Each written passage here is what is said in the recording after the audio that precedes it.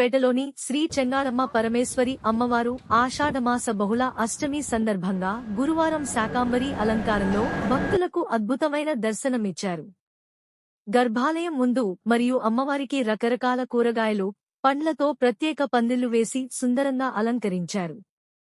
ప్రభుత్వం తరపున స్థానిక ఎమ్మెల్యే నెలవల విజయశ్రీ, పార్థసారథి దంపతులు అమ్మవారికి భక్తి శ్రద్ధలతో సారే సమర్పించారు. ప్రముఖ పారిశ్రామికవేత్త కొండేపాటి గంగాప్రసాద్ మరియు వెంకటగిరి ఎమ్మెల్యే కురుగొండ్ల రామకృష్ణ దంపతుల సహకారంతో ఈ వేడుక ఘనంగా నిర్వహించబడింది.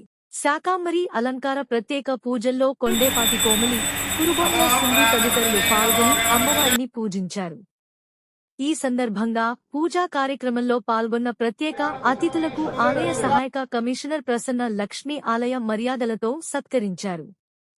ఈ వేడుకల్లో ఏఎంసీ చైర్మన్ ఆకుతోట రమేష్, నూతనంగా నియమితులైన అభివృద్ధి కమిటీ సభ్యులు తిరుమూరు సుధాకర్ రెడ్డి తదితరులు పాల్గొన్నారు. అమ్మవారి దివ్యరూపాన్ని తిలకించేందుకు పెద్ద సంఖ్యలో భక్తులు బారులు తీరి క్యూలైన్ల ద్వారా అమ్మడిని దర్శించుకున్నారు.